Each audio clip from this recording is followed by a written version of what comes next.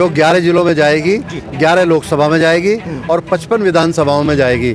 सहारनपुर से स्टार्ट किया जा रहा है इसको। सहारनपुर से शामली, बड़ौद, बागपत, फिर मेरठ, फिर मुजफ्फरनगर, फिर अमरोहा, अमरोहा से होते हुए गढ़, हापुड़, हापुड़ होते गुलावटी होते। क्या अब ये लगता है संदेश लोगों तक 24 में वोटों में तब्दील भी हो पाएगा, नहीं हो पाएगा? नमस्कार, आप देख रहे हैं केके न्यूज़ नेटवर्क और मेरा नाम है पुरुषोत्तम सैनी।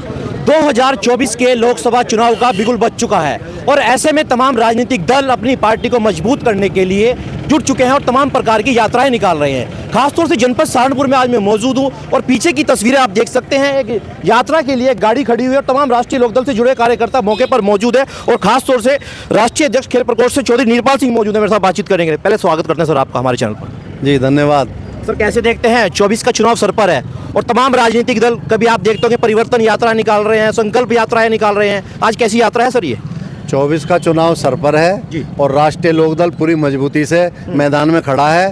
15 लोकसभा सीटों पे हम तैयारी कर रहे हैं। हमारे नेताजी माननीय जयंत चौधरी जी और आज किसानों के मसीहा सरदेव पूर्व प्रधानमंत्री चौधरी चरण सिंह जी की विचारधारा को लेकर, उनके संदेश को लेकर चौधरी चरण सिंह संदेश रथ यात्रा आज निकलने जा रही है, जो 11 जिलों में जाएगी, 11 लोकसभा में जाएगी और 55 विधानसभाओं में जाएगी। सहारनपुर से स्टार्ट किया जा रहा है इसको। सहारनपुर से शामली, बड़ौद, बागपत, फिर मेरठ, फिर मुजफ्फरनगर, फिर अमरोहा, अमरोहा से होते हुए गढ़, हापुड़, हापुड़ होते गुलावटी होते हुए बुलंदशहर और उसके बाद बुलंदशहर से फिर गौतम बुद्ध नगर, नोएडा, गाजियाबाद, मुरादनगर, मोदीनगर और 23 दिसंबर को चौधरी साहब की जयंती पर इसका किसान घाट पर समापन किया जाएगा दिल्ली में। चौधरी साहब, संदेश यात्रा तो है, मैसेज भी जाएगा अच्छा तक, लोगों तक जाएगा, आम जन तक।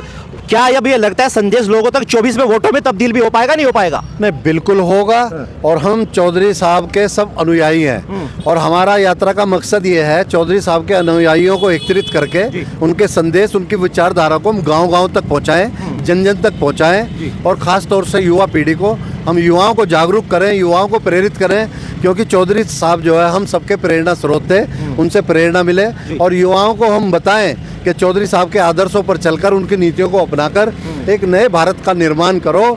इन लोगों से जो आज देश को गिरवी रख रहे हैं, देश को बेच रहे हैं, इन लोगों से अगर निजात पानी है 2024 के चुनाव में, तो हमारा मिशन यही है कि इनको यहाँ से हटाना है और हम लोग मिलकर चुनाव, जो हमारा गठबंधन मिलकर लड़ने जा रहा है और राष्ट्रीय लोकदल इस बार लोकसभा चुनाव में अहम भूमिका निभाएगा, ये मेरा मानना है। 3 राज्यों की चुनाव नतीजों की बात करें तो छत्तीसगढ़, मध्य प्रदेश, राजस्थान, गठबंधन तो वहाँ पर आपने को टूटता नजर आया। नहीं, वो विधानसभा चुनाव था। ये जो इंडिया गठबंधन बना है ये लोकसभा चुनाव के लिए बना है। इसका विधानसभा से कोई सरोकार नहीं था।